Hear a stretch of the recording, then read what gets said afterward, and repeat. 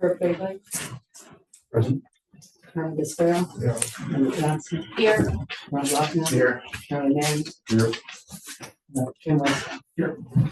Okay, public comment. At this time, individuals can speak on any topic on the agenda for up to 3 minutes. Time extensions are at the discretion of the village president. No action can be taken on items not listed except as a possible referral to committee, staff, or a future board agenda item. Looks like we have 3 people that would like to speak. We'll start with Jane Burnett. Thank you. My comments relate to the police study, rising costs, deficits. And the study was discussed in the August Finance Committee meeting. And Rob Lochner, the chair, said that in 5 years, we may not be able to afford our own police department. And, so deficits relate to this. Ehlers reported the village is projected to experience deficits as soon as 2026, unless it can adjust the budget. The operating losses were projected to bring our reserves down from 2 million in 2026 to as low as 830,000 in 2030. If we deplete our reserves, no municipality in Wisconsin is allowed to operate at a deficit, which Ehlers pointed out. Can you tell us if the board is planning a referendum to increase taxes to avoid the deficit? Or what is the board considering to avoid the deficit?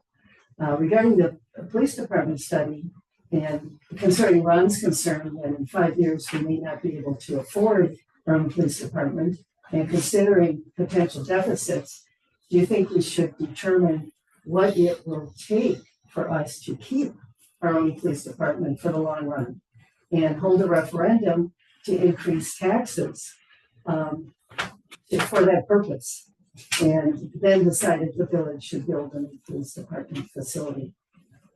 In the meantime, I know there's urgency on the office, but if even for a year, the village office could lease space over the 5,000 square foot lease space of 3 Mile and Main for approximately 80,000 a year, that would immediately provide them a commercially compliant, safe space in place of the current 2,500 square foot space. And that would not break the bank, but allow time to see if we can afford our own police department for the long run. I'd also like to ask why the proposed new police department facility was not included in a police study, even though the study included operating costs and projected capital investment related to the police department, including equipment such as a new squad car and a $10,000 upgrade to the police department facility. We all know that the cost of building the new police department facility is orders of magnitude higher than that, and those numbers were well known months before the study was presented. The board often mentions a potential concern about Windpoint becoming part of Caledonia. By law, Caledonia cannot annex Windpoint because we are a village. The only way Caledonia could take over Windpoint is if the residents voted in a referendum for Caledonia to take over the village. Is our financial viability the most important determiner of our ability to continue to operate as a village? And the viability of the village, I think, depends on, one, no deficits, which may require a referendum and tax increase.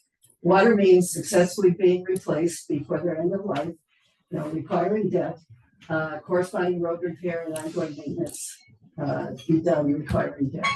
So, and by the way, debt has a limit. Can the board give us their perspective on that topic? Thank you. Thank you.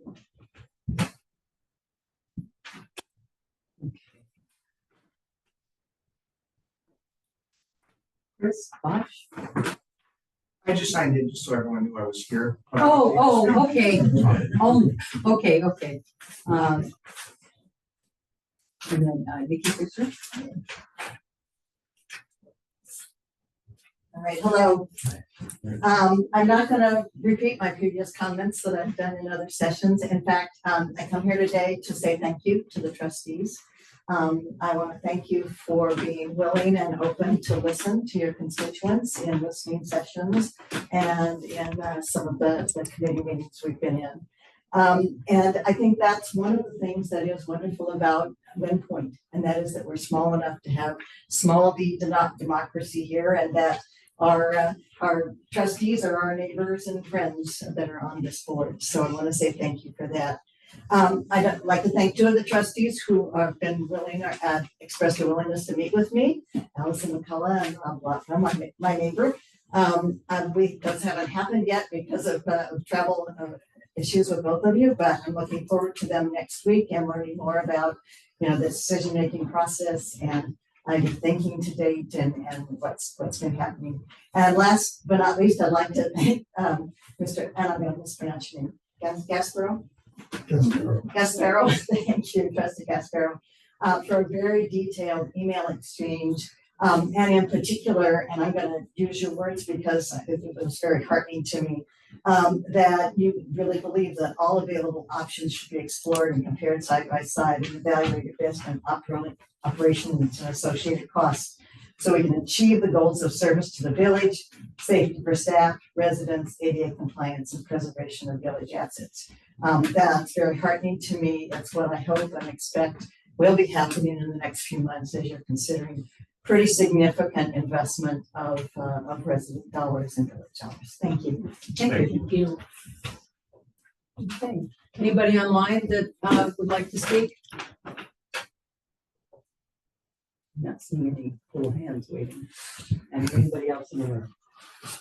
No? Okay, then we'll move on to approval of the August 14th village board meeting minutes. Did you all get the second set of minutes that include the DPW report? Yeah. Okay. Go ahead. I'll make a motion to approve the minutes from the August 14th, 2025 village board meeting. Who is that, Charlie? Oh, Carmen. Carmen. All in favor? Aye. Opposed? Abstained? Okay, motion passes. Okay, review and possibly take action on proclamation honoring organization of the. Possibly. No, maybe not. You never shoot No short things. Marcus, Everyone- no offense. I'm We'll go not follow up for reading anything tonight, so Charlie instead is going to be reading this part. And can I ask that, Over here. Uh-oh. Can we get some good- Cool. can I have this? Yes. Thank you. I'm good at taking away tables. and- I should dress pretty.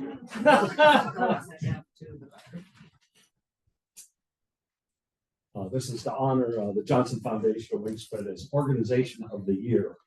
Whereas the Johnson Foundation of Wingspread has been steadfast and valued member of the Village of Wind Point, exemplifying excellence in community partnership, civic engagement, and visionary leadership.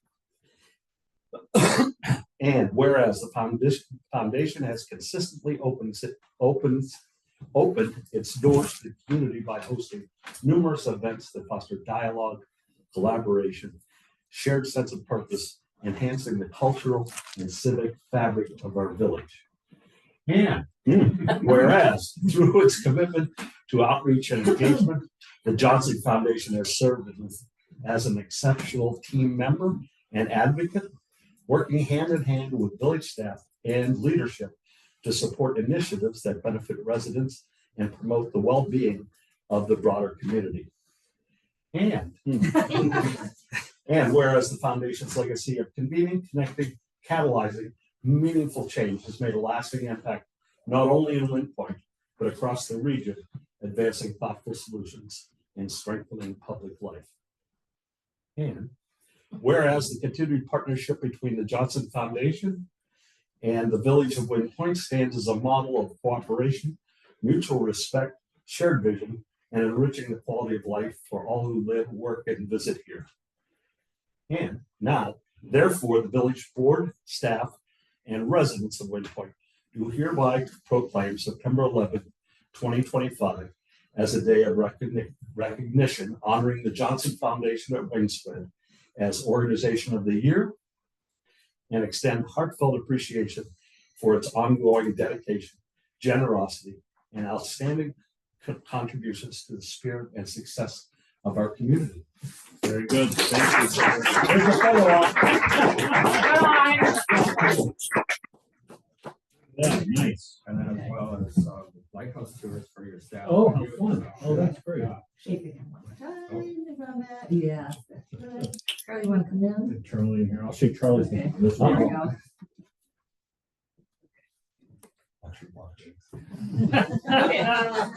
Thank you.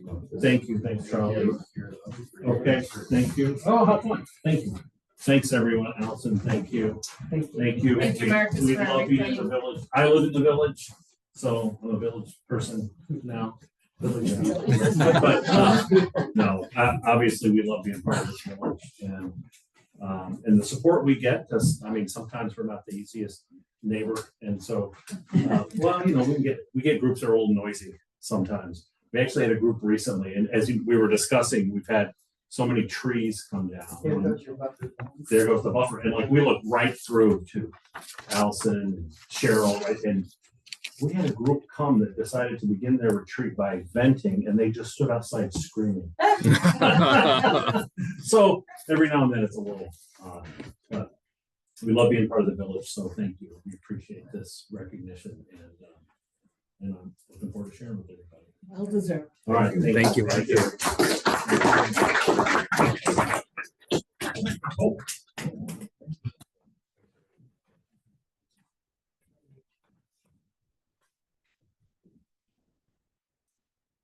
Next, We just gotta take the action to Oh, accept them. oh, I'm sorry, that's right, we need to take action on that proclamation. Do you have a motion?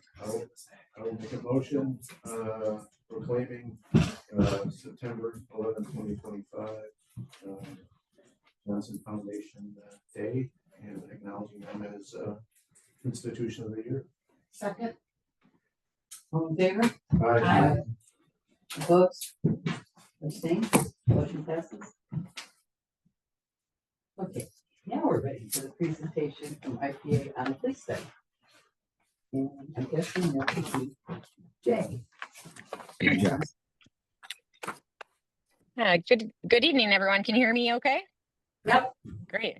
I'm Jess Wilds. I'm a partner of Innovative Public Advisors. I'm joined tonight by my business partner, Jay Shambo, our law enforcement and police advisor, Rob Kappelman, as well.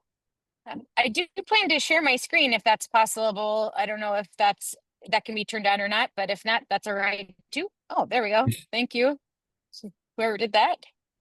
But I'll just start off by maybe introducing our firm and a little bit of a background on the study that we did with the Village of Wind Point. First of all, thank you so much for working with us and selecting our firm for the study. We really enjoyed working with your team and with your neighboring municipalities in the county and all the various constituents and voices that took part in this.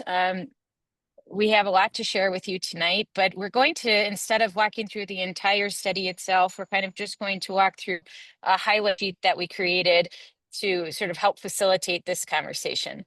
So backing up to the start of this particular study, it was funded through the Wisconsin Department of Revenue's Innovation Planning Grant. So this was a special program that was put out this past year to municipalities that are 5,000 in population or less, and with the sole purpose of studying certain types of services to see if there are financial efficiencies or other opportunities, efficiencies to be made if a service was transferred to another municipality. So that's what we set out to do. We worked with your team, with Travis and others, to just explore your police services. This was not a study on the effectiveness of your police department. You have a wonderful police department, very talented and staff, and very, very collaborative in this process. The study was meant to really look at what your expenses are, what your revenues are, what opportunities there are for Wind Point and North Bay to be a part of maybe a collaborative approach or a shared setup or model, potentially with another municipality, or everything's fine and there aren't other efficiencies to be had. But throughout the process, we did find a number of cost savings and potential efficiencies for WindPoint that we'll talk through here. So our study itself is approximately 20 pages in length. It's a full study. I'm sure that it's attached to your agenda. It's a public record available to anybody. I'm happy to send it to anyone if you haven't read it or seen it as well. But this one-page sheet sort of covers the highlights, and Jay and Rob, feel free to jump in as we go through this. But what we did is interview your WindPoint team, also the Village of Caledonia and their police department, and Racine County to kind of explore opportunities and models for service. And it may not be the exact same hours or exact same service, but we're looking at really having the same high quality local leasing in your community in a big way. So what we saw and what we found is that over the past number of years, the expenses for police services and judicial services as well have continually gone up. So we've seen year over year from 2020 through anticipated this next year, an average increase of about 9.47% of your expenses each year. And unfortunately, your revenues are not rising to meet that level. They're actually declining year over year as well. So the sustainability of that model needs to be explored. What we saw, and we reached out to Caledonia and Racine for estimates for services, if they could handle adding your coverage area to theirs, if they had the capacity or not. And tonight, we're really going to focus on Village of Caledonia, their police department. They provided a proposal that's included in our study as an in the appendix. And what their proposal includes, and their chief is here tonight. Hey, chief, thanks for being there. So he can answer questions about their services. But they're offering a fixed rate of 5 years at $268,000, which is, if you can see my screen, sort of right there where you're at right now in 2025. By 2026, this amount is actually going to likely be less than what WindPoint is projecting the year for these two services, judicial and police. And so right now, at least at the time of this study, we were projecting approximately $364,000 expected for 2026. And this number is 268. So that alone is a pretty solid savings. And with that, Caledonia would essentially add WindPoint and North Bay to its service area. It would have 24/7 coverage. So any calls that are coming in, they would be responding to. They would also have a dedicated officer, patrol officer in your current area from 6 p.m. to 2 p.m. And that's very similar to what you have now. It's not exactly the same, and we can talk through that if you'd like, but it is definitely a comparable model. The Caledonia Police Department is just a mile away from you, and it has a full service, large team, and a lot to offer. Again, we are not doing a study on the effectiveness of your policing. They're wonderful, but Caledonia, I think, is a very similar quality level of service, and maybe has some additional offerings to be had as well. So we'll be getting a lot with their services. Another savings that's really important that is not necessarily highlighted on this page in dollar figures is the potential savings for capital expenditures, from tasers and squad cars, bicycles, all the different capital expenses that go with your police department. You would no longer maybe be on the hook for those. You could even maybe make some money by offloading squad cars or equipment that you no longer need by having this service transfer.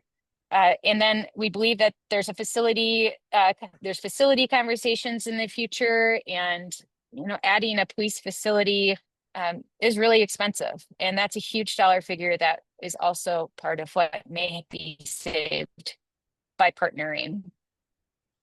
So the last piece of sort of information that we think is really important for you to know in cost savings or financial implications is the Wisconsin Department of Revenue's innovation grant. So the studies that were awarded for this, which were fully funded, by the way, by the state, are sort of the precursor to what is really kind of considered the implementation grant for the innovation program.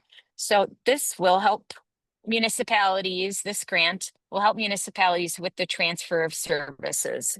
So if Wind Point were to transfer their services with a minimum of a 3-year contract to Caledonia, then you could potentially see about $82,529 or 25% of what you spent in 2025 return to the village for 5 years. So that's an additional approximately $400 you could be eligible to receive by taking part in this transfer of services. So the study was really a wonderful experience to be able to explore and to get to know all the different departments and individuals involved, and to really dive into your expenses and what opportunities there might be for cost savings. We understand your budget, like everyone's, is tight and levy limits are challenging, and there's always more demand on services than maybe resources available. So we do feel like that the study is conclusive in its recommendations and findings, and there are opportunities for Wind Point to see some real savings in cash in the near future if you were to proceed. So guys, feel free to jump in if I missed anything. Jess, this is Rob Lochner. I have a question. So on this newest page that you have up, the bottom part, that was not part of the initial study, was it? So the bottom part is included. We've been updating the innovation grant language based on the DOR's changes. So when we finalized, or we got to a more final state of the study in early July and had met at that time, the grant program, which you still would have likely been very eligible for, seeing the 10% cost savings and other criteria that was part of the budget for the state. Many of the criteria that were proposed were cut. And so now the program is even more generous and open, and communities that have received planning grants have a leg up from our understanding in the priority of awarding. Also, priority is given to those who are applying for public safety, fire, EMS, policing. So Wind Point's in a really good place to apply for the innovation grant as it opens up. And so this is just, what our sort of initial look at. It's based on your year prior to the service, so 25 numbers, what your actual expenses were for those services, you would be eligible for the 25% back. That money is unencumbered, unrestricted money. It could be spent for whatever you choose. It could be something that you're sharing with Caledonia for those services. There are a couple items here that are not yet fully addressed, including some special event coverage, and talking further about your judicial and municipal court services. But I believe your administrators have been in contact with that, and we can continue to assist if there's any need to do so there. But right now, this is what you'd be looking to see potentially. And that has changed recently. So the state budget was proposed in July when we first did our presentation. And then this was recently just provided to us in the past 10 days. So it's very, very recent. And that's my and point. real. I want everybody to be very clear that we did not have these numbers when we looked at this. Okay, we knew there might be something out there, there might be something coming, but we did not have these numbers as well. So just a heads up, everybody. And we wanted to bring it to the full board so that everybody could see what was done, what was presented at the time. And obviously there have been some updates that were done. Okay, so. Thank you. And how Thank firm you.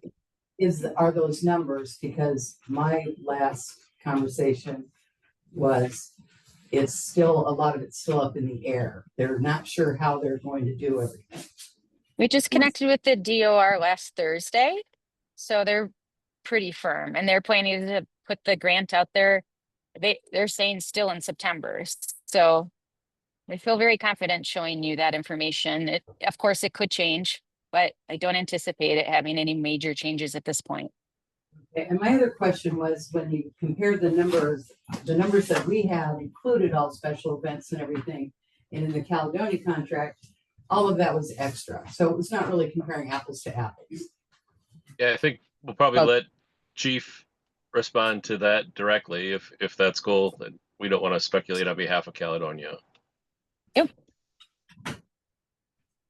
So first of all, if I may, I'll introduce myself to everyone. My name is Chris Botch. I'm the chief of police for the village of Caledonia. Also with me here is our village administrator, Todd Willis, and deputy chief, Sean Engelman. And so thank you for allowing us to be a part of this and giving us an opportunity to provide you with a request for proposal for your police services. I will start off by saying my goal isn't to convince you to disband your police department or to abandon your own police services. That's a decision that only you can make after careful consideration of all of the information that's been provided and a conversation amongst yourselves. My goal is simply to provide you with an alternative, which we believe we have done, to show that we can provide you with the same quality police services that we provide with our residents in Caledonia, and to provide them for the village of Lynn Point and North Bay. And I believe we can do it at a very reasonable cost.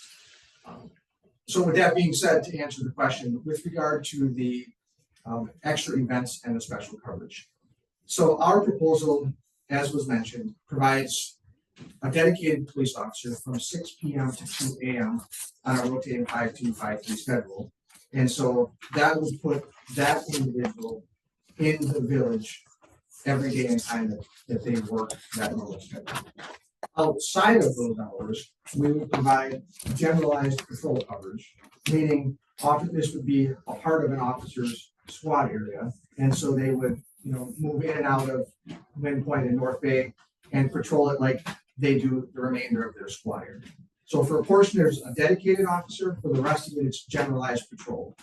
And then anytime of day, 24/7, we would provide police coverage and respond to any and all calls for service, and whether they're emergent or non-emergent, and then provide any follow-up. So if there was a crime that needed further investigation or needed additional resources, we would provide all of those additional resources to manage a call for service. One of the things that came out through the direction of the study was that there are a number of additional events that would require additional staff.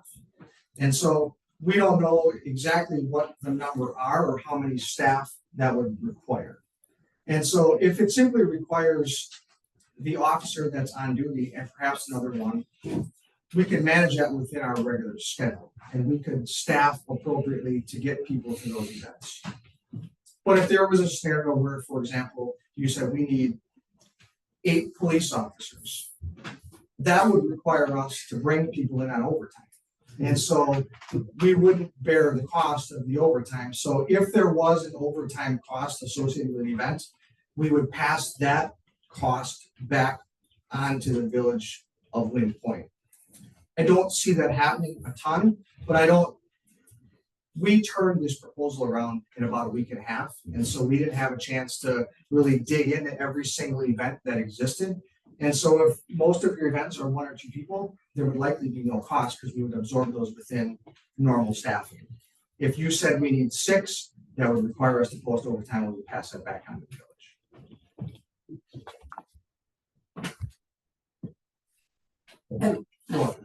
A part of my question is, how is what Caledonia compared to what we do? Because aren't there times we have more than one officer on? There are. Yeah. So that's another. More than one, but more than 2. You rephrase your question, please. She said, is there more than one times that we need more than one officer? And you said yes. If we're referring to the special events, that depends on the event. We'll have either 1 or 2. Okay. There are times, especially with the Lighthouse Run, where we need a number of them. But then the event, as you remember, the actual event pays for the officer to be Right, there. right. Same with weddings and Right. Correct. South Lawn is absorbed by the people. Correct. Okay. But in general terms of when we have officers scheduled, we have more than one on, or is there any crossover, or is it one officer from, what is it, 3 to 6 P to 6 3 to A. 3? Is there 1 or 2 or? So we, with the allotted hours that we receive, we have we can use the allotted hours to, and we do in the past and we have this year, to have additional officers on during Fridays, Saturdays, to offset busier areas. Caledonia's busier, city of Racine's busier. So we'll usually use some of those hours to put another officer that's on duty. That's not also to say that we use our DOT funds for the state safety grant.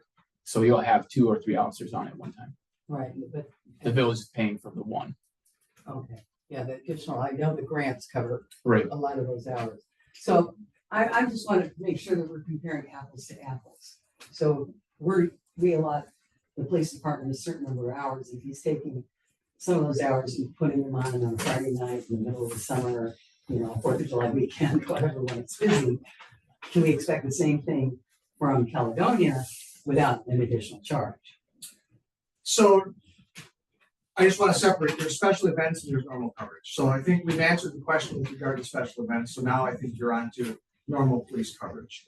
And so normal police coverage would be that we would have an officer assigned here during that time frame, but we would provide whatever resources were necessary to manage any call for service, whether that be an emergency or non-emergency call for service. So if, for example, you had a situation where there was a domestic violence or a drunk driver or some things that required multiple officers, we would, just like we do in Caledonia, we would send the appropriate amount of officers to manage that call for service. And so that is all part of the standard package. That is not a special event. And so, again, to go back to my domestic violence, if we got sent to a domestic violence or a burglary and it required 4 squads, we would send 4 squads. Okay. And there'd be no additional cost for that because that's all part of managing your general calls for service. Okay. The only extra cost that we were speaking of was to those special events that would require us to bring people in on overtime, and it wouldn't make sense for Caledonia to absorb an overtime cost in that scenario. I have a question. Is this something we have to look to do this year, or is it something we can look at again next year and still have this grant available? Yeah, that's a great question. So you don't have to do this at all. This is just our findings and recommendations. It would be advantageous financially, potentially, to apply this year because you would at least have the maximum, you would be able to achieve the maximum amount that the grant will be providing, which is up to 5 years. So if you didn't choose to move forward in the next year and you did it the year after, that's fine too. You just would maybe miss out on a year of, potentially $85,000 or more $1,000. We also don't know how competitive the grant is going to be. They do have, the state does have a finite number available. It's a big number, 297 million. But we know that there are going to be many municipalities that apply, and Jess already shared with you that you hit 2 of the priority categories, the fact that you have a planning grant in place in advance, and the fact that this is a fire and police emergency services study. Well, I mean, we talk all the time about money and referendums and, trying to do new buildings and roads and saving money, and where's money going to come? And as much as I love our police force in the village, I don't have a true opinion about this yet because I don't feel like I have enough information yet. Can I make a point of order? Can I ask why this wasn't referred to public safety committee before it came to the board at large? I know it's the finance. This is just a presentation. I don't understand that, but it was presented to the finance committee, right? Earlier in August. Didn't go to public It safety. did not go to public safety. I'm simply asking the question. I wasn't aware it didn't go to public safety. I'm simply asking. It just Okay. seems like it would have been irrelevant. Like I have a number of questions that maybe not. I think it probably would have been a discussing committee rather than. I was not aware it did not go. We decided to bring it to the finance committee because it had to deal with the dollar amount in the budget this year. So Correct, but I guess my thought is it touches both, right? Like there's no reason it could have done it both. Yeah, it would make sense, complete sense. Can I Yeah, go ahead and continue. This is Okay, a presentation, there's no votes gonna Yeah. be this tonight. Right, so I know there's like concern for coverage and continuity and, you know, there's nothing wrong with the police department and what they're doing right now. They're great. But financially, I think we have to, as a board, look at, you know, the rising expenses and the decreasing revenue that's coming in. And we're gonna come up short, whether it's next year or the following year. So I'd like this to go back to the finance committee and to public safety and come up with a recommendation to this board on if we should do this or we shouldn't do it and why we shouldn't do it. Now, 30 days ago, I asked how many generated calls, because our coverage is from 6 p.m. till 3 a.m. What's happening during that time that we are paying all of this money to our police department? For what coverage? For what? Like, what's happening? And I have not got that response. So I can't really say, yes, this is good or this is bad, because I haven't got the information I've asked for. Just did the study just focus on historical costs without really doing an analysis? It seems like it just kind of documented what the costs were in the past. Is that correct? I think Rob maybe can talk to the policing calls. Our police expert's probably the best to answer that one. That's not about policing calls. I'm simply talking about the costs that were presented in the study. So I'll give you a little bit of background. So we got it, the initial draft that we got did not have near the amount of dollars that I wanted in it. Okay. So we had a meeting with IPA, the chief, and we had a nice discussion. It wasn't always a perfect discussion, you know, because people had their turfs and we didn't want to insult anybody, but there were some things brought up. And so then they added on our recommendations more of the financial stuff. Okay. And when it came back to us again, we did not have this bottom part, okay, at all. And I want to emphasize the heck out of that because that does change things a little bit, right? We knew it might be coming, but we didn't have it. To Jess's point, about 10 days ago, they got it. Agenda was out. We haven't, we already had, it wasn't on our agenda. So we sort of said, hey, right now we haven't tipped under the 268.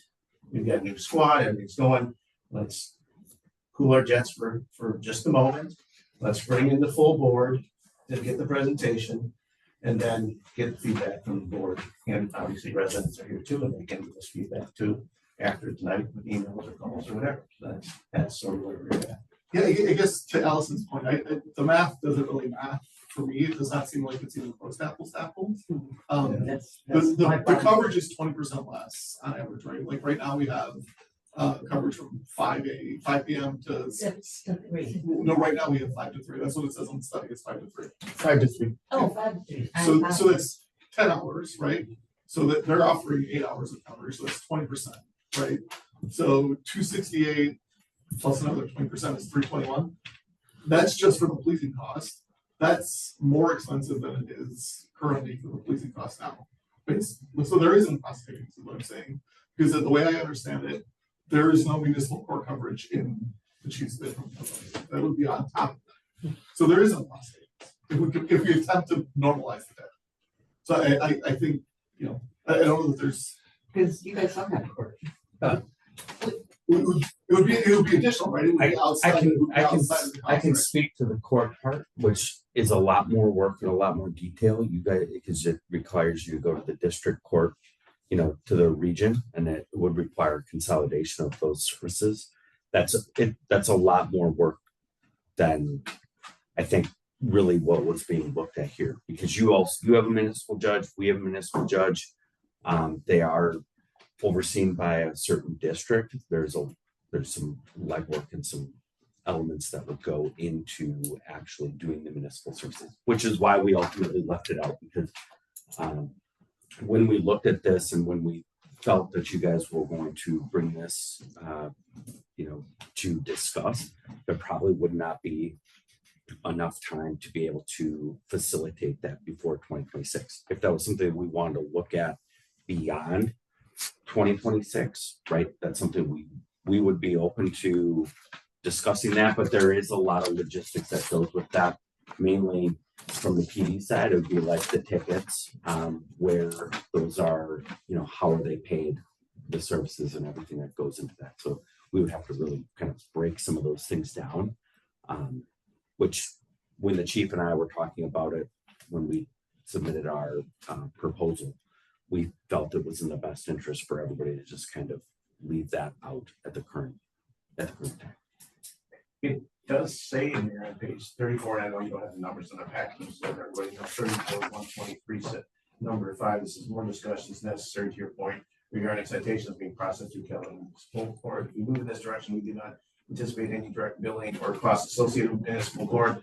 The revenue associated with fines and citations, meaning whatever you wrote out here, it sounds like you would use it to offset expenses. Correct. So for all intents and purposes, if we moved in that direction, you take all the fines and try to offset what you're just talking about, am I correct? Right, we would have to work through, what, I don't know how many fines you guys, citations or anything that you guys fill out. And I was working with our municipal judge and our court clerk to try to figure out how would we manage that as far as pre-trials, just the overall cost of court.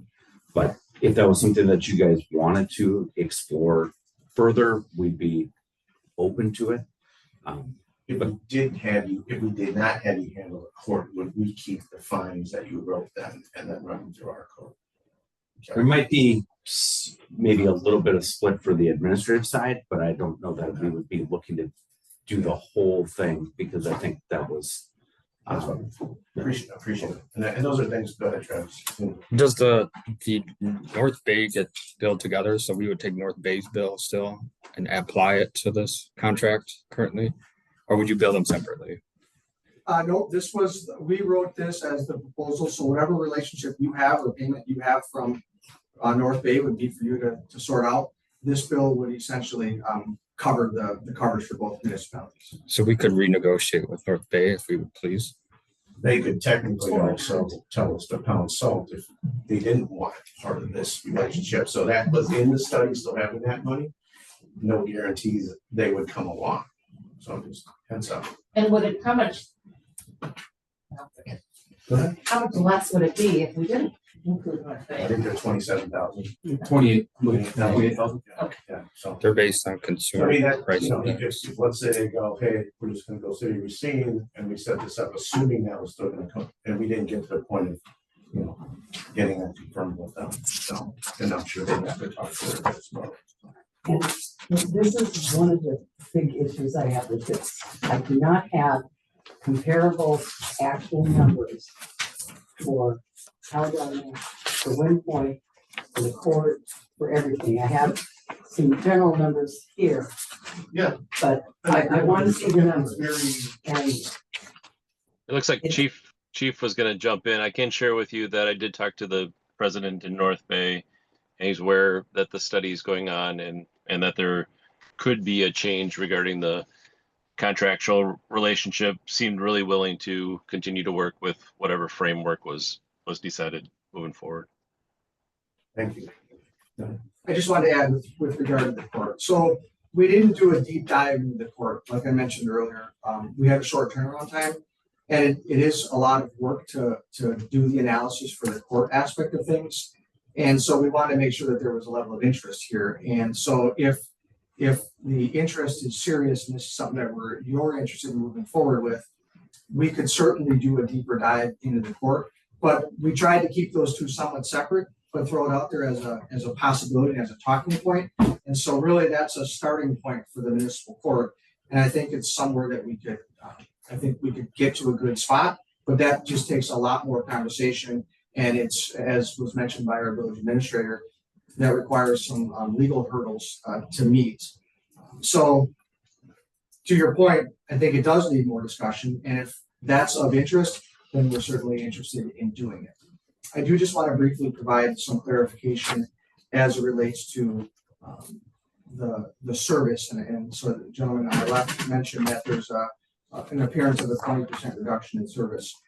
It's probably a different type of service in that we wouldn't have an individual, as was mentioned, dedicated outside of those hours, but that doesn't mean that service wouldn't be provided. In fact, it would be an extension of our squad area. So someone who's assigned on our east end would include Wind Point and North Bay in their squad area, So they would still be providing coverage and they would be providing patrol.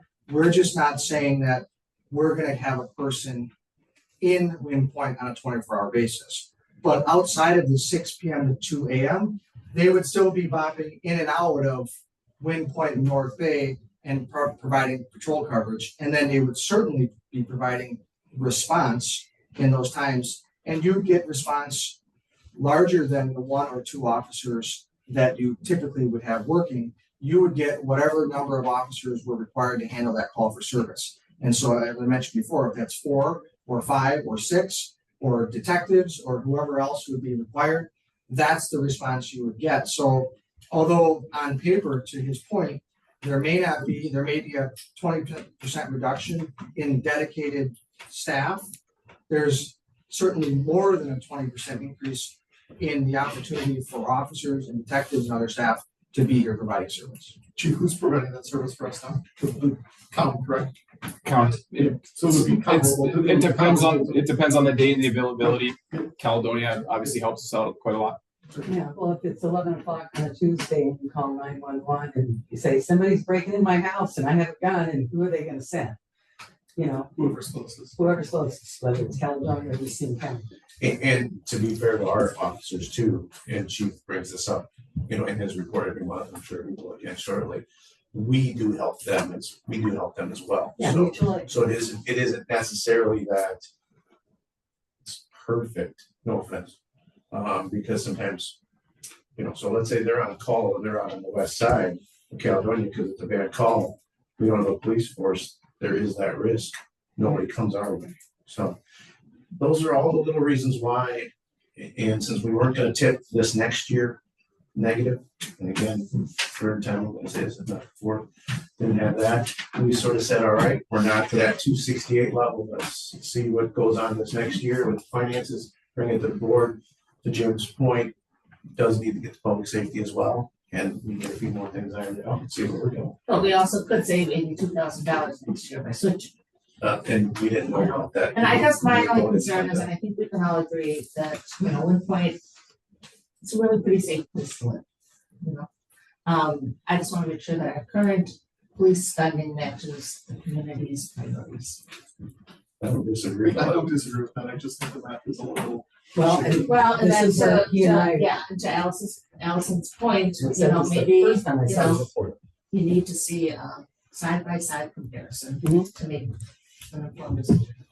And we have, Travis has all the takeaways, all the things that were touched on today, and we will dive into all those and send to appropriate committees and bring it back. I don't know if it's gonna be changed though this year, just because of where we're at. There was also sort of, hang on, in the discussion at our committee, there was also the discussion that we didn't know if the public wanted to have us force this change and that they wanted to still have their police force.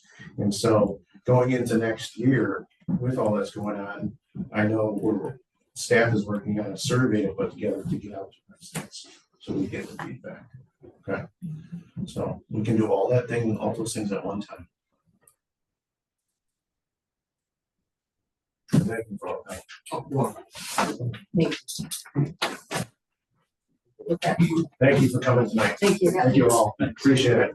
Thank you. have a great night. Thank you. Thanks, everyone. We appreciate Yeah, your time. thank you. Bye now.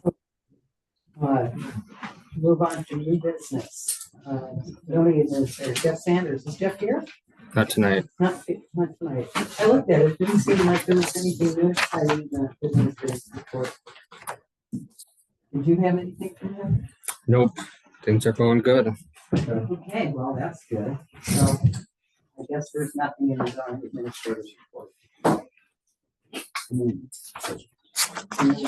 right on to PFIC, a short update from trustee Lochner. Yeah, so we met on the second, we did not take any action on anything. We pushed back the Excel engineering because we're not there yet with regards to taking a look at the building, things like that. Travis and staff are updating the budget, so there's nothing new there. There's nothing new on the road, so we couldn't update any numbers there. And then we went into closed session, we can't talk about, was talking about other than that, it was about annual evaluations of staff. Okay, so, and those evaluations are out to the full board to turn in and review staff, so. We're at. Parks, Recreation, Lighthouse, and Facilities, committee short update, trustee Johnson. I like how they took short. I know, I was gonna say, nothing involved. Let's go through and talk My about my short update would be, that, our committee did meet, we reviewed the task force, and a list of different issues, regarding the Lighthouse, Village Green, we made recommendations, talked to people who can make some changes, and little changes are being made, Lighthouse is starting to get painted this week, everything's looking good. And, that's my short update. Is it not painted yet? Because that looks great. Oh, it's starting. It started. Yeah. Yeah, the primer. Well, yeah, after the border was done, What? yeah, that's, I think right now they just have the, It looks great. yeah. I spoiled it for Kim last time. but- Well, it'll really look good when they're done, and they should finish next week, See, weather depending. yeah. And again, some people that have been here, other people haven't, certain meetings, I mean, we got $100,000 donation from a local benefactor that helps take that out of our budget, plus staff saved us about $46,000. So we're $146 on the good side, because everybody did their jobs really well. And that's, review and possibly take action on to amendments. Yeah. You have those? Yeah, they're in the Do I have packet. those? Yeah. In the packet? Yeah. Page 91, 92. Okay, Yeah. so, There's more to um, after. yeah, so there are, two recommendations from the committee. Sorry. Go ahead. You want to read my lines right now? Thank you. So there were two recommendations, to the Lighthouse Keepers contractual agreement. The keepers are asking for 20% of the proceeds from all sales that occur in the Wind Point Lighthouse gift shop, to be given to the Lighthouse Keepers. And they're also asking for any deposits for the South Lawn and this hall that we're sitting in right now. Anytime that deposit is not returned, they would like to keep 80% of that deposit and allow the village to have 20%. Both of these are new compensation to the keepers that they've requested. So Linda, what's the background on this? Why is this coming?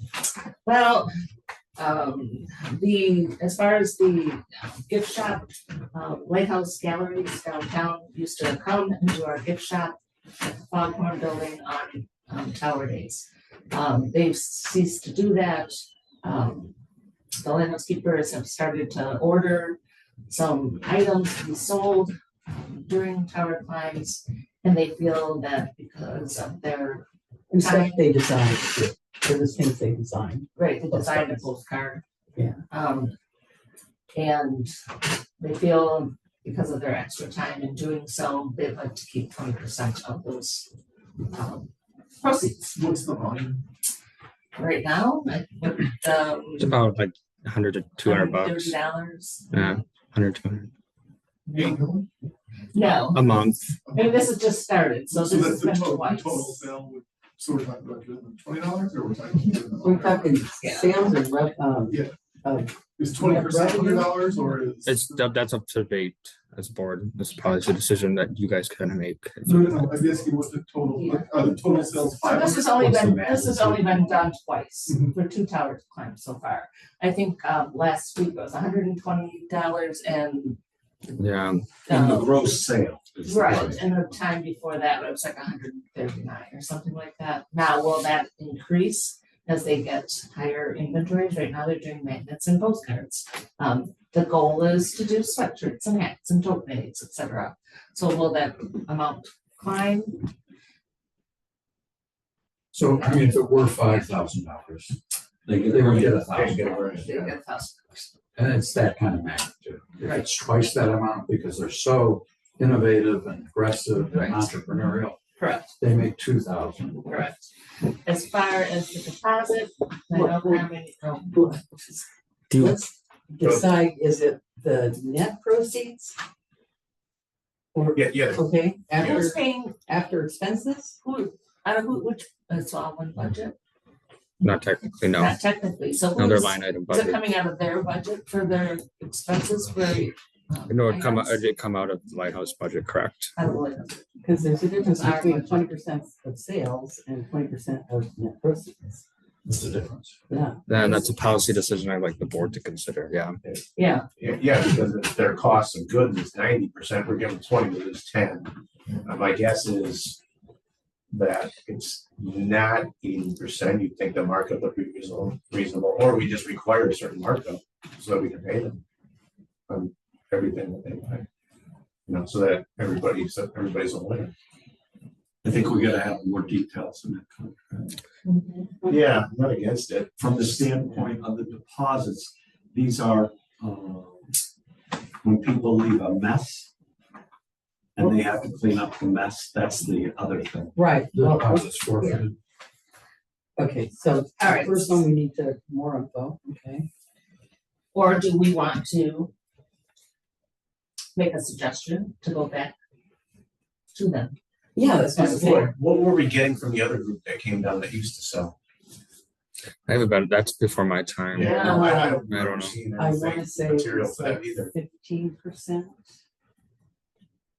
Yeah, but But I don't remember I seeing us honestly- making a lot of money, if anything. No. And honestly, Monica would probably know Yeah, better than she's anybody else. It's a good question. Yeah, to your All point. right, So, we'll- so we're gonna send this back to committee? Yeah, find out from Monica, I guess, what we're making up the other group, then I guess, come back with, you know, yeah, let's say. I think I think they paid us like a fee to come sell things, and then that's what it was. I think I remember that being a line item in previous budgets. I think it was like $250 they paid to sell, and that was for like the season. And so whatever they made in profit, they took with. So it was more or less whatever. But it But would be nice to know if they say again, I'm gonna sell this sweatshirt for, I'm just gonna use round number, $100 and it costs them 60. And we get 20 and they get 20. I know it's not that much, but we sort of need to know.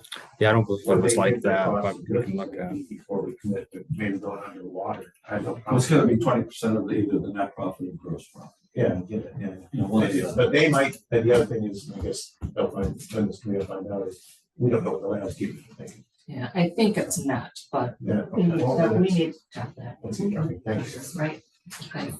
And then, the second, change they'd like in their contract would be, keeping 80% of the deposit. If somebody doesn't clean this room correctly or leaves a mess on the south lawn for events, they'd like to keep 80% of that.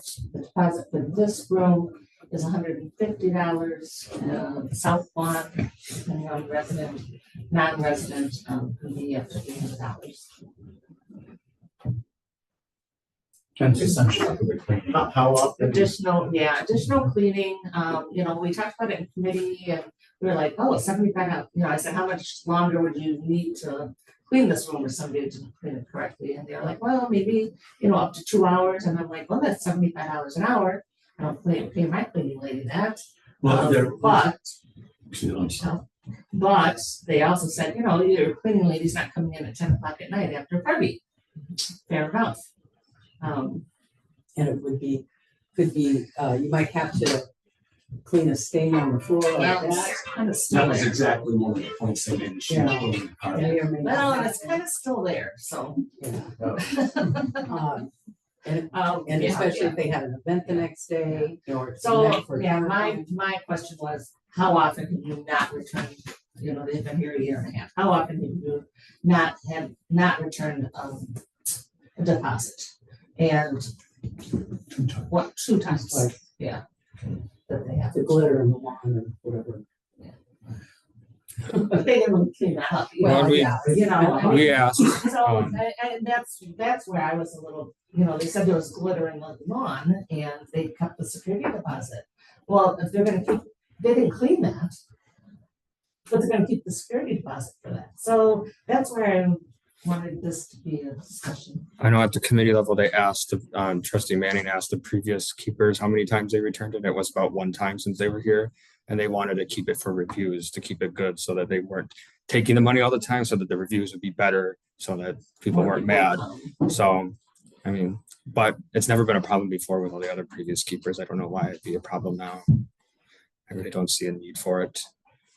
And I think it's more of like, we should be keeping it for supplies expenses. If we need to rent a shampoo, now we're only having 20% of that. Well, and that's the other thing that, you know, I kind of thought about this more after the fact.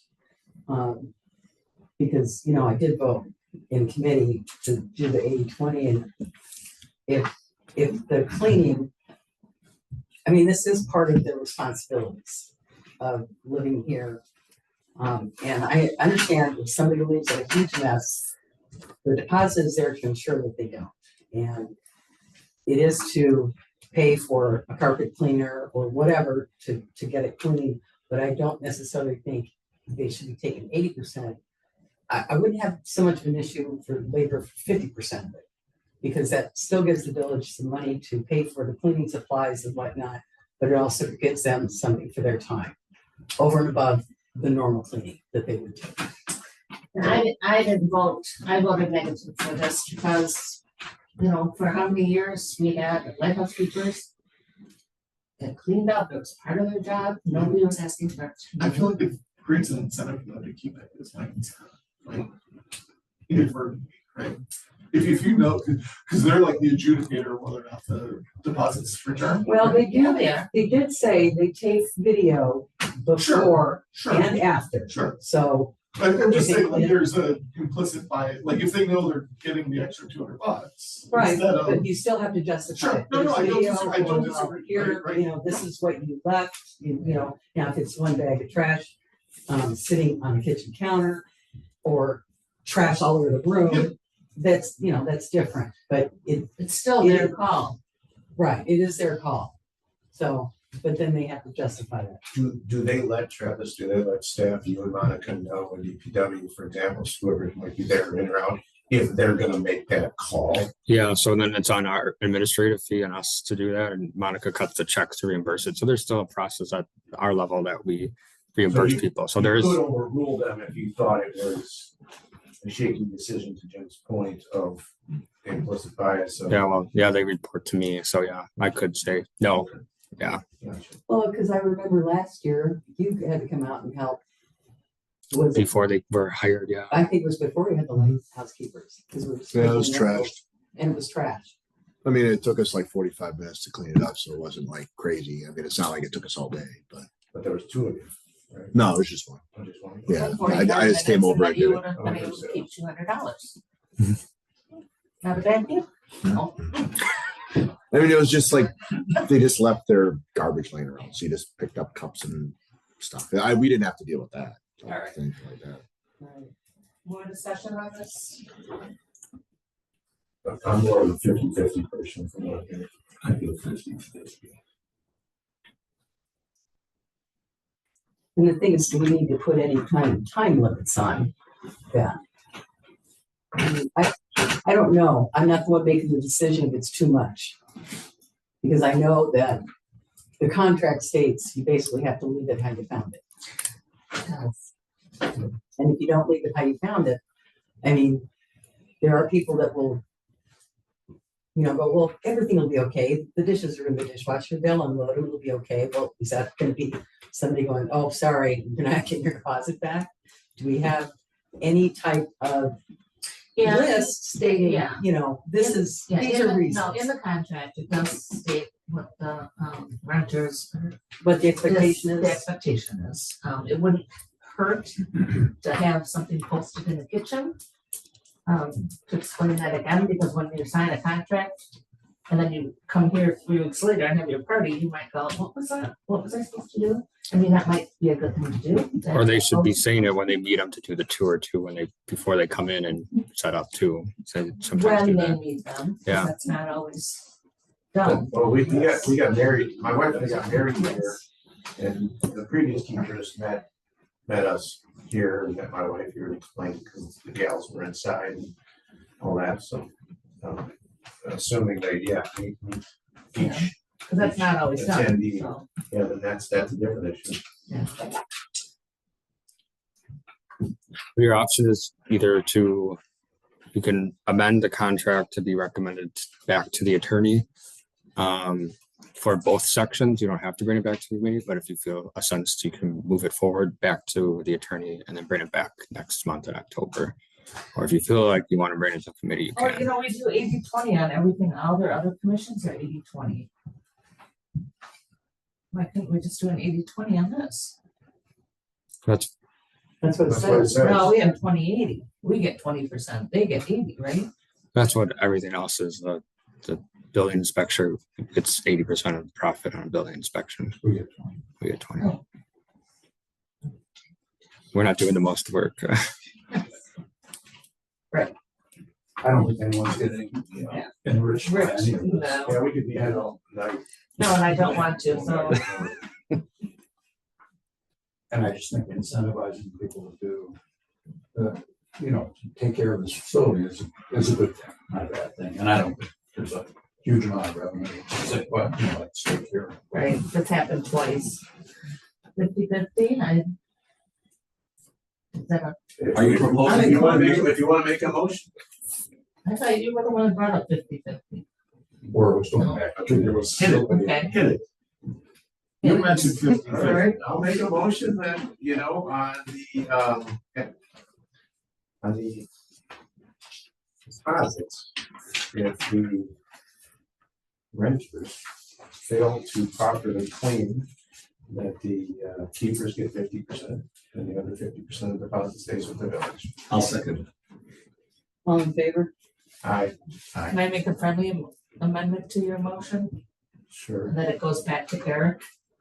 Right? Doesn't it have to go back? to It Eric? would, yeah, yeah, That's assumed. yeah, Okay, yeah, sorry. it can, yeah. Okay, Okay. there's my Did you- short report. Okay. Did you, so just clarify Amend on 3, Hold on, we're in the middle of the vote here, and then 50-50 on, what's that on the deposit? You have deposit and don't have to commit or the other. Okay, Josh. so all in favor, Aye. opposed? Abstain. Okay, motion passes. We've admitted that to 50-50 on deposit. And on the First Amendment, that's gonna go back to the Department Bill Committee. I would get that. I need a motion and a second on that. Yeah. Do I have a I'll motion? I'll make a motion. That goes back to committee. I'll second it. All in favor? Aye. Opposed? Abstain, motion passes. The First Amendment on the profit. We'll go back to committee. Okay. We're down to the police reports. No, we're not. Oh, no, I'm sorry. We have another, I'm sorry, I was we have right. another short report. I'm so This will be a- sorry. I was this will be right. a I short- do this to the last person every time. Charlie. Of course, we did the proclamation, and then we had a discussion of values, vision, mission. And I think it was the consensus that we want to try to achieve more engagement. But Travis indicated we're hitting 1,000 people on email, and that's kind of engaging. I wanted to see more push. I think other people agreed to that, and I think we're kind of there. I don't have anything else to add. So we have 1,000 people signed up right now. Yeah, for the e-newsletter, we have over 1,000 people on that. And within the open rate, it's about 63% people open and read the newsletter. So very high, very good. So lots of people read it, lots of people come in, talk about it at the office. Lots of people love the content in it and talk a lot with their neighbors about it. So we have a really good success on that. So very happy on that.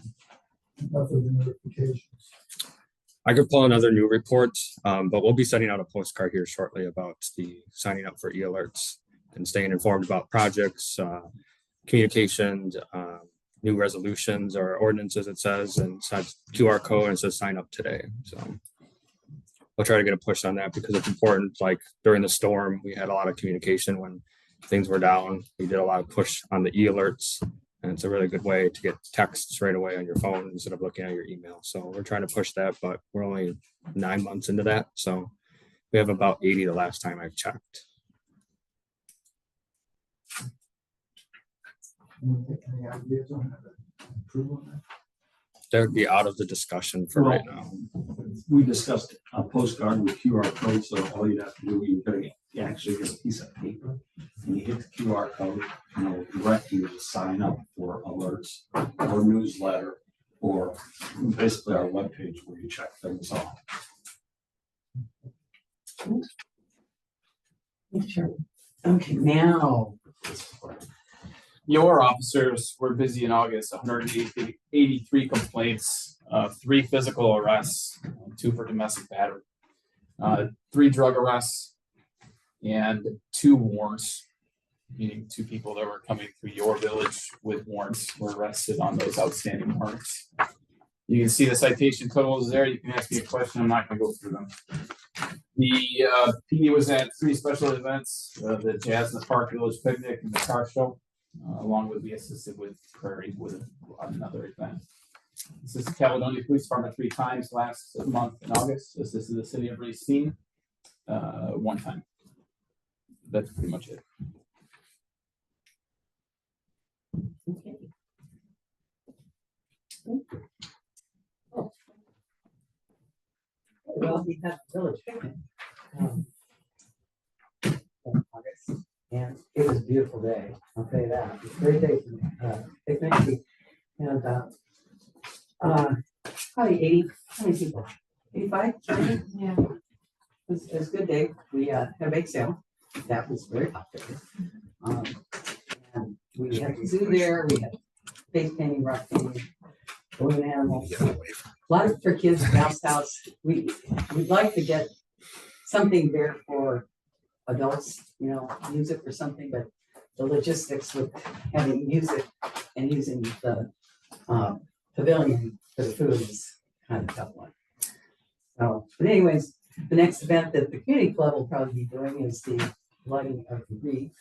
But we're not going to talk about that yet because that's November and it's still nice weather out, so we're not going to talk about it. I went to the Racine County Intergovernmental Cooperation Council meeting last night, and this is a meeting that they have every 2 months, and the heads of all the different communities around here attend, along with Ralph Malicki, who's the Racine County executive. They got a housing presentation and partnership between Racine County and RCEDC, and they talk about the housing shortage. And we're not talking just housing, low-income housing, we're just talking housing in general and mid-level housing. Because we have, believe it or not, a lot of jobs and people don't have anywhere to live. So it was a very good presentation. They emailed it to me. So if anybody's interested into it, I can send it to Travis and he could post it on the website. Also talked about the solar farm ordinance. And I know we don't really have an issue with a solar farm ordinance or solar farms out here, but I don't know, there is property out there that could be used for it. And the state, or excuse me, the county has an ordinance, but it only covers towns, but villages could adopt it. But solar farms can have a tendency to, well, they're popular with some people, they're not popular with other people. And when they're done with them, it's what it does to the land. And it's unusable farmland. So the ordinance tries to prevent the land from being left just in a destructive manner. So that's what we're looking into. How many? Oh, they're out west. No, do you know how many properties we have in Wood Point that are? Well, the only one I can think of is like the one at the big little farm over there by the prairie. I think that would be a different. different zone. Right. It would be, that's agriculture versus a different, I think, That's zone where class. they're putting them. But I think there's a different zone within the classification of our code book within that. Oh, okay. But it was a very interesting conversation because out west is where they're really running into this because they're, they're taking all this hundreds of acres of farmland. So. Just if but Trustee it- Manny wanted to have a farm, gonna it's, say, he can't have a farm. one Yeah. day. He can't. No, There's one. only certain restrictions you What can about have. full curve and we'd all be blinded? What we intend to do is have a small farm exhibit during Christmas. And we're gonna call it Bethlehem Marama. And goats and sheep. And bees. A lot. You talked to Mary about this, right? Yeah. Oh, she's all for it. $5 a head. Yeah, and solar farms are different than putting solar on your house and that kind of thing. Anyways, the other big presentation that we had was on the radio communications, which you've talked to us about it one time. They're getting closer and closer to it. This has been something the county's been working on for a couple of years. One thing Jonathan Delagrave did was he wanted to make sure that municipalities were not going to have to buy new radios. So he has, there's money that's been delegated for replacement of all the radios that we currently have. And I just handed Travis what we have so far as for our police radios, and they'll be contacting us for the DPW. So they'll replace these radios. Now, if we want to upgrade a little higher, we'll have to pay that incremental amount. And there will be, just like with your cell phone, there's a fee, to run it, but they're going to what is it, VHF 700?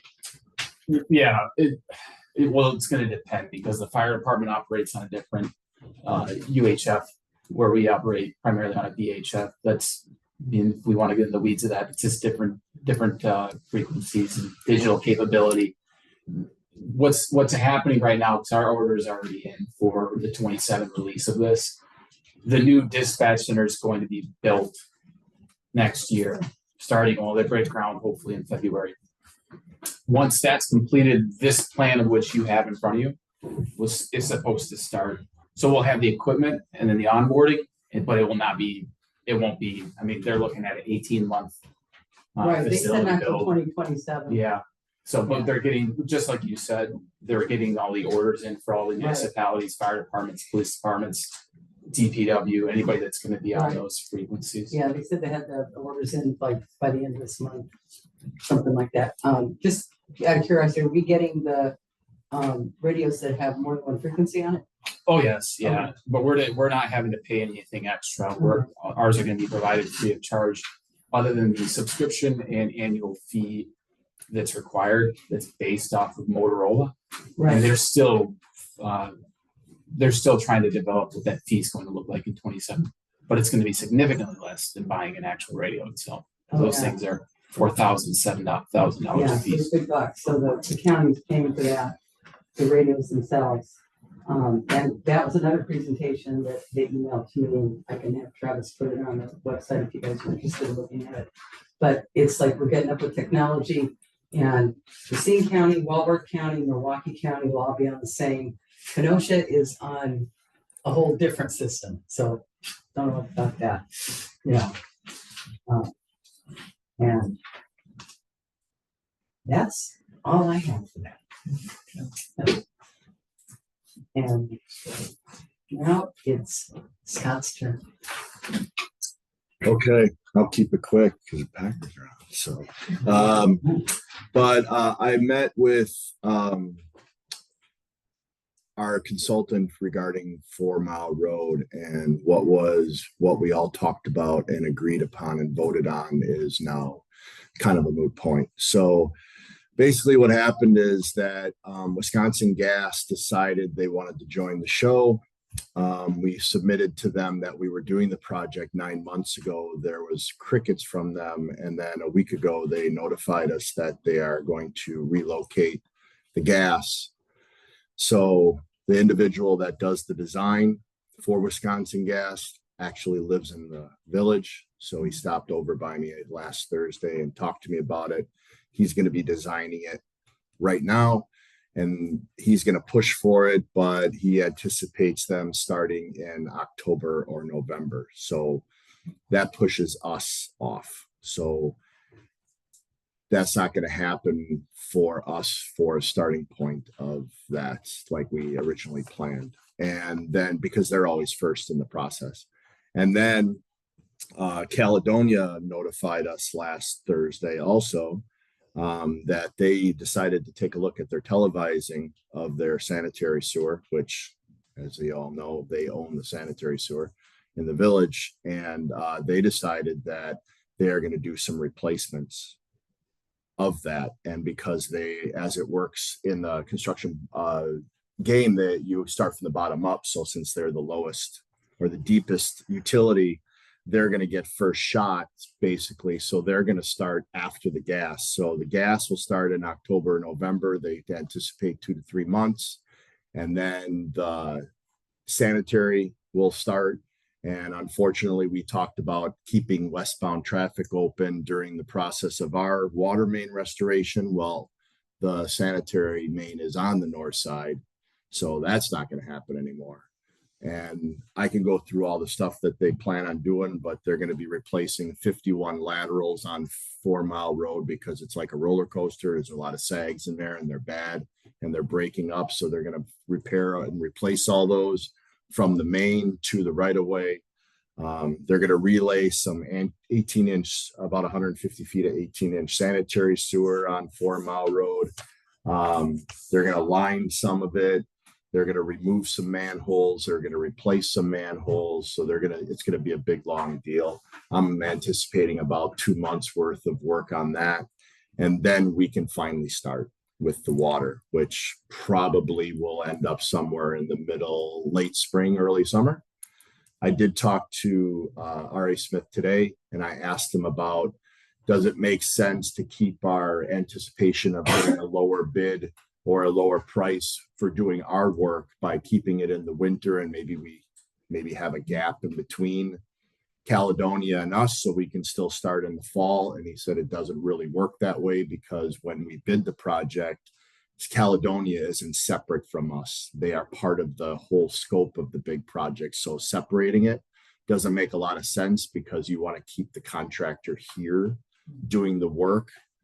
And you don't want them to leave and have to come back because you may not see them for a while. So once you get them, you want to keep them. So you're going to keep it as a whole. So unfortunately, the timeline for the project is going to extend. And this is all in the preliminary stages because I just got this information last week, Thursday. So we are going to go over and kind of fine tune it. R.A. Smith got the agreement from Caledonia to design the sanitary sewer.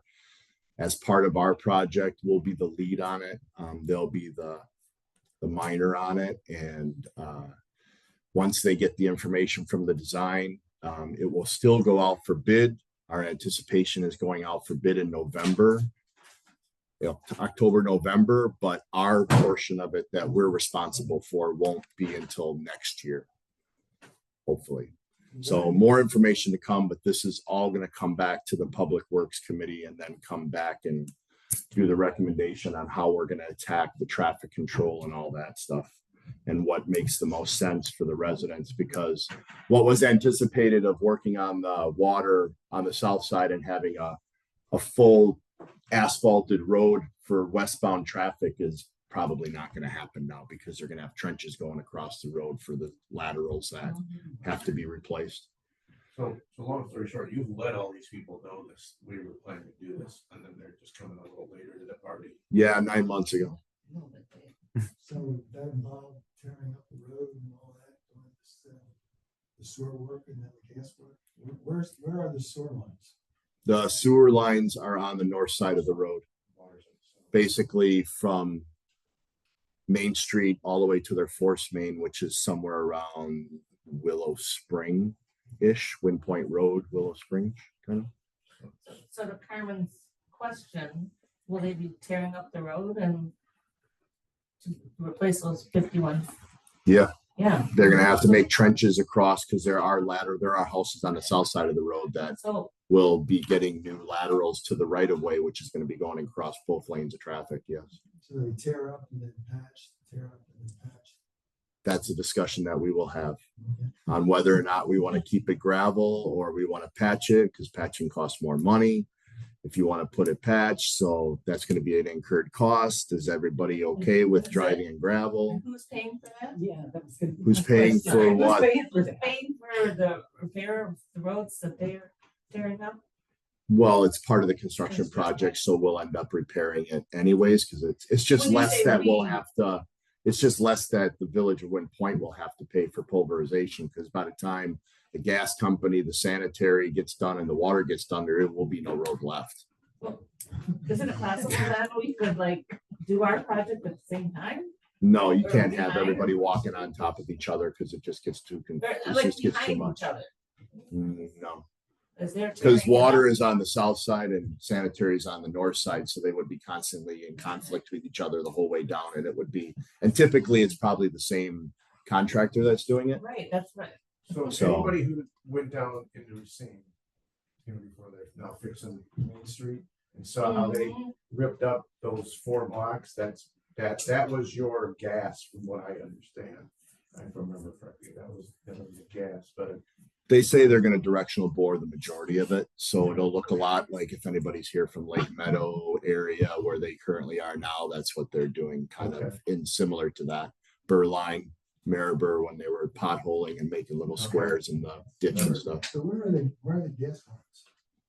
The gas lines, if you go down the road now, you can see them, they marked them, they're basically on the eastbound lanes fog line or the edge white line. The current gas line is there right now. They want to relocate it and get it out of there. So they want to, which was a great thing, by the way, because we designed it to get our water out of the road as much as we could. And now the gas company decided that they want that. So they pushed their design over to where our water was going to go. I kind of did the same thing. I kind of laughed, but then I kind of got angry too, because it just doesn't make a lot of sense.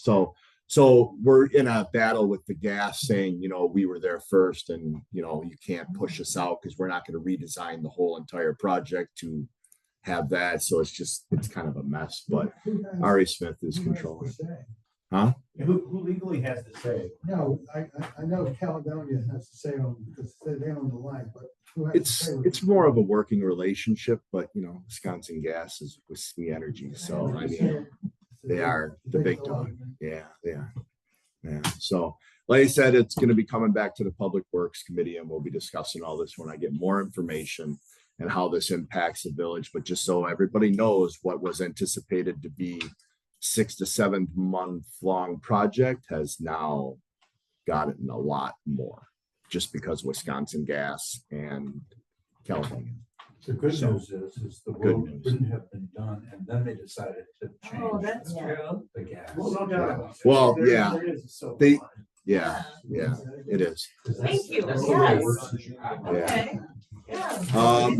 And then the last thing that I have is that I had an impromptu meeting with DNR again on Tuesday from the Stormwater Division. So we are part of, and they love their acronyms. We are part of the WPDES, which is the Wisconsin Pollutant Discharge Elimination System Program. We sign a contract with the DNR. Every municipality does. Basically, all your stormwater drainage from your ditches or your catch basins or whatever eventually goes to a navigable water, Lake Michigan or a river or something like that. So they want to make sure it's clean. So you sign an agreement as a municipality that you will do your best and you'll have procedures to make sure that it stays clean. We haven't been doing that since 2006. So they basically told me they know they're running thin and they haven't gotten around to us, but they finally did. And we moved from the bottom of their list to the top of their list because we are supposed to be doing IDDE program, which I saw when I first got here and I was going to talk to them about it. But it's illicit discharge detection. So basically every year, either you in-house or you pay a firm to go out and they need to inspect all the outfalls and do dry water testing, sampling on the outfalls and take a sample and send it to a lab to make sure nobody's dumping oil, nobody's dumping antifreeze, nobody's leaking anything. And they test it to make sure everything's good. And if it's not, you start the process and you start backtracking to try to find out who's the culprit of it. But we should have been doing that every year for the last 20 years or 19 years. Where are the outfalls? Lake Michigan? We have, well, according to our plan, we have 5, according to the original plan that was written in 2006, but I find it hard to believe that we added more. But we have probably about, as I can tell right now off the map, we have about 20 to 25. The DNR was gracious enough to have an audit for us, and they're going to come into town probably in the next month or 2. They're going to set up a schedule, and they're going to walk us through and locate every one of our outfalls. But basically, some people have them that live on the lake. You'll see a pipe that discharges into the lake that's from our flow at some point, and they're strategically placed throughout the village on the map, depending on grades and stuff like that. And then I was also told that it's not only about navigable water, but it's also about where our ditches connect to a private source. So on 4 Mile Road, where it dumps into that ravine that goes across right over by the walking path, that's actually an outfall also. So we're supposed to test all those things, which costs money. You just take like a sample of the soil, or in there's, you try to do it in dry weather, but if there's water, you take a sample of it there, and then they send it to a lab, and they're looking for chromium or I don't know, all those other copper and all these other different kind of pollutants that would be put in the water from chemicals that you don't want in there. Basically, they're trying to keep the lake clean. What do you do? What if you find something? What do you? Then I have to backtrack and start going from the outfall that it was located at and start testing back and to where it branches out and start doing all the tests in those locations to try to determine where the source is coming from. But let's hope that's not the case. Lake Meadow be included in that outfall? That is a conversation that the DNR is going to do some research on, because apparently Wing Meadows in S.C. Johnson's pond is considered private. However, we dump into it. We dump a lot of our streets into it. So it's public into private and then private into public. So they have to do some research as to how that relationship works and whether or not we can mandate Wynn Meadows or FC Johnson to do the same. But technically speaking, the village is the umbrella or the overseer of all stormwater in the village. So we should be able to mandate or tell them what they should do. So again, there should have been a maintenance agreement between Wynn Meadows and SC Johnson and the village. So basically saying what we can do and what they're supposed to do. And I started looking for it yesterday and today, and I can't find it. So doesn't mean it doesn't exist. It just means I can't find it. So that might have to be a conversation to have with their people at some point to figure that out. So we don't, because I would consider it a very light slap on the wrist that we got. So where they know we're working on it, but I think eventually they just don't really care. So yeah, it's pretty much that's what it is. Yeah. So it requires us to do a lot more stuff that we haven't been doing. So hopefully we'll get that all straightened out.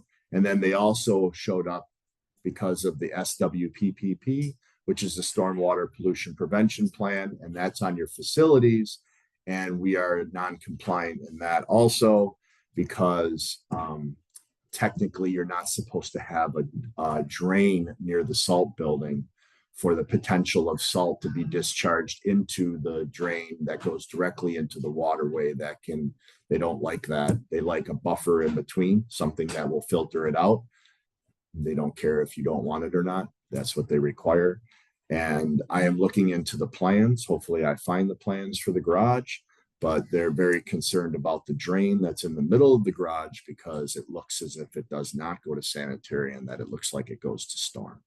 So that would mean all the runoff from the maintenance of the vehicles like oil and antifreeze that would go into the drain in the middle of the garage that you see when you vote. You see that drain in the middle of the garage. They're not very happy with that either. So we'll find out.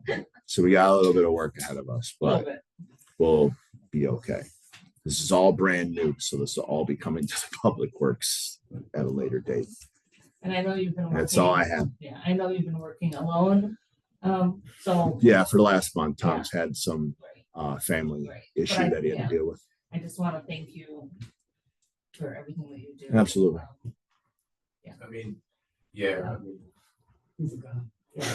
We're just You're trying to valid. get through we just need to get past the DNR. They just don't like us right now. Yeah, and we don't like that. you can have a disappointment of opinion in how projects might be getting done, but the reality of it is Scott does a phenomenal job.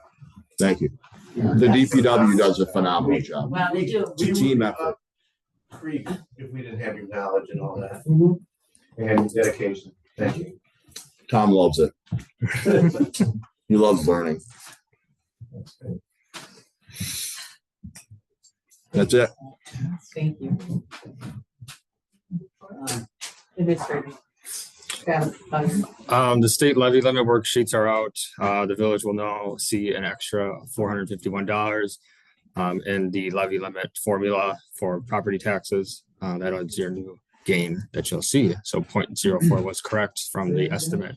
Yeah, So, 0.014. 0.04. So an extra $451 in revenue for your levy limit worksheet.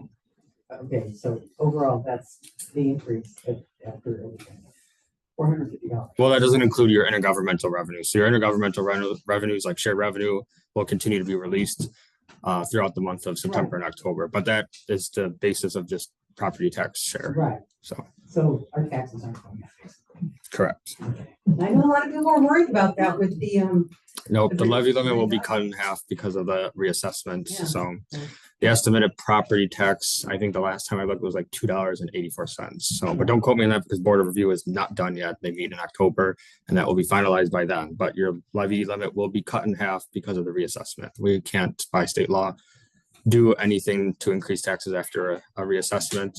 Kind of like another unfunded mandate. The state requires you to pay to have a reassessment done every 10 years. If you're not within the level of the fair market, you get penalized and then they'll just do it and bill you. How So much did they charge us for this? So, this year's was $60,000. So any of that postage, because I didn't get my letter. Yeah, I didn't get mine. You asked me Yeah. today when I stopped by to get some documents. Yeah, I that's didn't get another- mine when I got that's home. another issue. Yeah. So people got. Snail mail. We haven't done that road Snail yet. mail. Yeah. Yeah. where do we nail it? 78 cents now? I know what mine is. Anyways. I know mine did go. State of Wisconsin, emergency management has approved the reimbursement of $23,645 back to the village due to the storm. So all the paperwork was submitted and we were approved for that amount. So we will be seeing that back. So which is nice out of the almost $55,000 from the storm damage we had in May. The next budget listening session is September 23rd at 1 p.m. One thing for the board, I would like to bring the referral of the White's trailer back to the board level next month for private closed session. I'd like to entertain a motion to bring that back due to some other issues that have come from today. Is that a motion? No, I can't motion. You can, Sorry. so you want us to make a motion right now? To bring back the trailer to closed session next month. Oh, shouldn't we done that? I move we bring the, white trailer issue back to the closed session in next month's board meeting. Second. All in favor? Aye. Aye. Opposed? Abstained? Motion passes. And that's all I have. I'm gonna do my typical if you're okay with it. Oh, yeah, absolutely.